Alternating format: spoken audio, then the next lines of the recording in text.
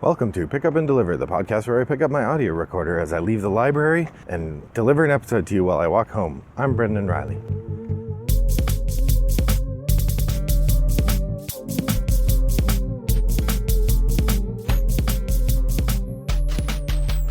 Well, good morning, listeners. It is a lovely Friday here in suburban Chicago.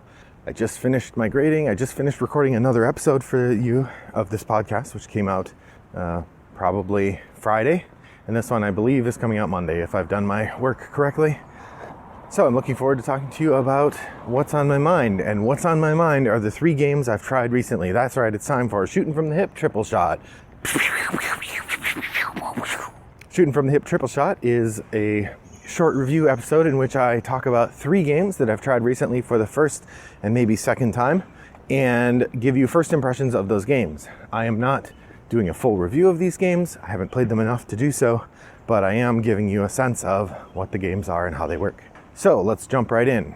This first game is a game that has been on my want list for quite a while. I have been interested in it for literally years, but it is wildly out of print and unavailable as far as I knew. And so while I wanted it, I've never seen it for sale anywhere. So I ended up having a friend who had a copy of this. They had some games they wanted to get rid of, and they weren't sure what they were going to do. But their first stop was, hey, my friends, come by. If there's any games in here that you want, go ahead and take them. And they had The City, and it hadn't even been opened. And I'm like, you have The City? And they're like, yeah, I've never heard of it. I don't want it. I'm like, oh, I've been looking for that game for a while. Can I have it? They're like, sure. Boom. And now I have The City. So The City is a game by Tom Lehman. Now, if that name sounds familiar, Tom Lehman is the genius behind Race for the Galaxy, behind Roll for the Galaxy, although Roll for the Galaxy is paired up with another designer, behind Res Arcana. Yeah, that Tom Lehman. It's very exciting. So this is a game I've wanted for a while. As you may or may not know, Race for the Galaxy has actually been published in 3 forms. There's Race for the Galaxy. There's, oh shoot, I can't remember what it's called. There's a version of the game that is a board game, New Frontiers. And then he published an earlier, a quick version of it called Jump Drive.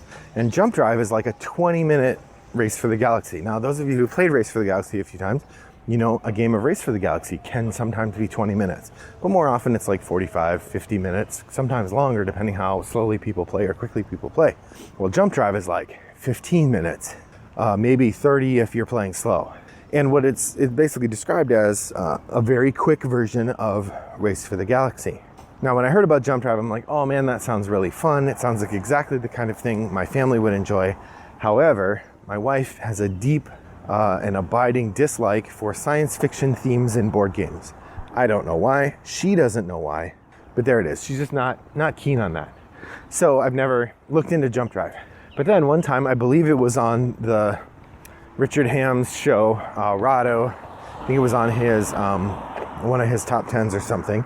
He mentioned how Jump Drive was actually a re-implementation of an earlier game from Tom Lehman called The City. All right, that was a very long build-up to a discussion of this game. So The City is a game from Tom Lehman. It is a game where you have a series of cards in your hand, and each round you get to play one card as long as you can pay for it, and you pay for it by discarding other cards.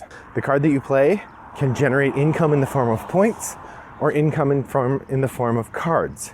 The points get you points toward the end of the game, and your goal is to get 50 points. As soon as someone has 50 points at the end of a round, then everything stops, everyone counts up all their points, and the person who has 50 points wins. The other thing a card could create for you is income in the form of card draw. And this is important because at the beginning of the game, you start with 5 cards in your hand, and each round you're going to play one, and then you have to pay for it with other cards, which is it's the same problem with Race for the Galaxy, right? It's the same genius mechanism.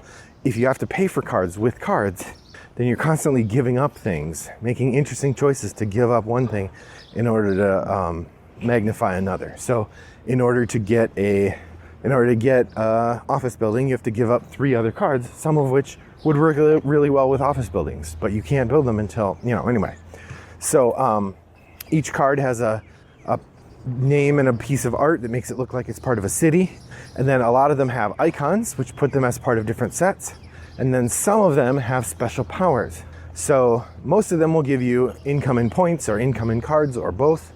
but some of them will give you income and points based on how many of one symbol you have. So there's a set collection or engine building element as well. Now you're only allowed to have up to 12 cards in your hand, and you only draw cards if you have added them into your engine. So it's really important that early on you're playing cards that give you card draw, or else you're just going to get stuck.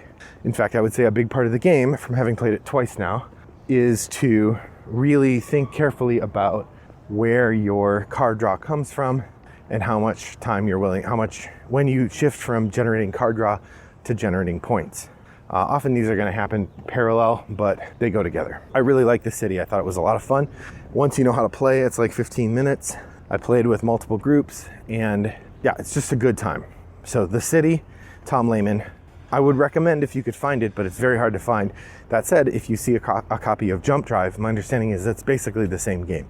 Jump Drive is the space version, but the mechanics are pretty much the same thing. So if you come across a copy of Jump Drive by Tom Lehman, pick that up instead. So that's the city. The second game I played is a team-based, word-focused clue-giving game, not dissimilar from Codenames and Decrypto, definitely in the same ballpark as those games. This is called Crosstalk. It's from 2017. In Crosstalk, you are learning you have a team. You have one clue giver and then a number of members of a team. And then there's another clue giver and different members of another team. So 2 clue givers, 2 teams. The way the game works, each clue giver at the beginning of the round gives a one-word secret clue to their team. Then, taking turns, each clue giver gives a clue that the other team gets to guess at first. So, and everybody is trying to guess the same answer. The answer could be a word, it could be a phrase, something like that. And so the idea is the clue giver has one secret piece of information they've given to their team. The other clue giver has a secret piece of information they've given to their team. And then they're both taking turns giving public clues that the other team gets to guess at first. It's a little confusing and frankly not super fun.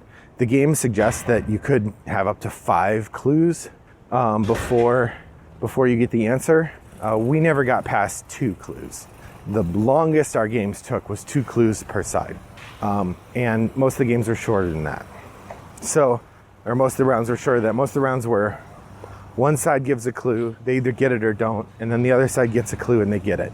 I think we had one round that took to the second clue for each. So it might just be that we're bad at the game, or it might be that the game is not very good. I lean toward the game is not very good, but what do I know?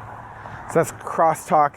I didn't catch the publisher or the designer. Apologies if the publisher or designer are listening and I'm trashing your game. It wasn't my favorite. Finally, I got to try Princes of Florence. Princes of Florence is a Wolfgang Kramer game, although it's co-designed with like 4 other people. So feel free to go look on Board Game Geek for that. There'll be a link to it in the show notes for this episode. This is a good old-fashioned Euro classic crummy graphic design. Like the cards are hard to read, but really interesting mechanism. So in Princes of Florence, you are building up your palazzo, your palace, and you're inviting artists to come live and work in your palace. There are a variety of different things you can add to your palace. You're adding buildings, you're adding different kinds of landscape like forests or lakes or parks. You're hiring court jesters. You're hiring builders who will make your buildings be built faster or cheaper, or both. And then you also can enact freedoms. There's the freedom of opinion, the freedom of religion, and the freedom to travel, which really speaks to how restricted the Middle Ages were. But you can do get all three of those things. And the reason you would put all these things in there is that the engine driving your points acquisition are these artists. You start the game with a few artist cards, and over the course of the game you can acquire more. And these artist cards, you play them to produce works. Like if you have a sculptor, you could play that sculptor and they will produce a sculpture. And the quality of the sculpture they build, the value of it, is based entirely around how nice your palazzo is. So if this sculptor likes forests and you have a forest, that work is worth more. If they like a studio building to work in and you have a studio building, that work is worth more. If you have a jester, it's worth 2 more points because they kept the artist in a good mood. There's a whole bunch of stuff like that.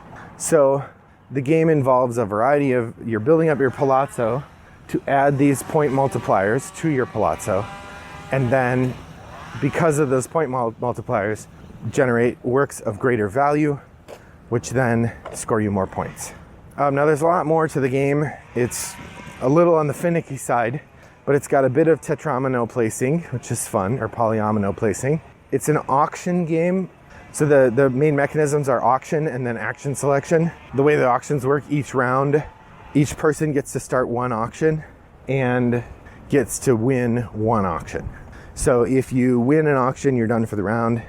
If you start an auction and someone else wins it, then you get to start another one. And you keep going until you've either won an auction, or you pass. You are allowed to pass, in which case you don't actually get an auctioned thing at all. Although generally that's a bad idea. I did do that once in our game because I'd kind of run out of room for everything that was available.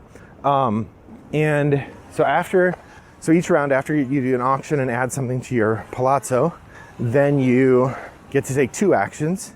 And the actions are things like building a building, recruiting more artists, getting bonus cards and endgame scoring cards, which have a big swing in the game.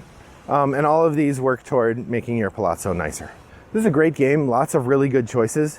It's super ugly, extremely beige, bad graphic design. They use this weird script font that's really hard to read.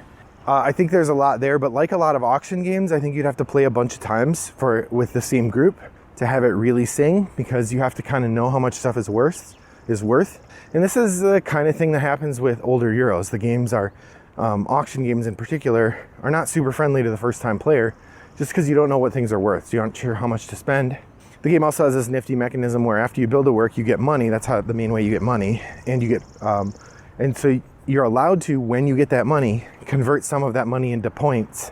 But you can only do that at the moment you acquire the money, which is a delicious choice. Because if you do that, then you have less money to spend in the auctions. You could get hosed later. On the other hand, if you don't do that, then you end up with a bunch of money, which is the tiebreaker, but not that helpful if you lose the game. So Princes of Florence was a pretty good game. I think I'd give it 3 or 4 stars out of 5. Probably a 7 or 8 on Board Game Geek. I'm not sure how often I'm going to play it though, and I'm not sure if it's going to stay in my collection. It'll definitely stay for a while, but in the long run, it's just ugly enough that I'm sure there are other games I'm going to want to play instead. So, dear listener, have you played The City or Crosstalk or Princes of Florence? Head over to Board Game Geek Guild 3269 and share your thoughts on those games or anything else you've been playing recently. I'd love to hear from you there. Until next time, thanks for joining me on my walk today. I hope that your next walk is as pleasant as mine was. Bye-bye.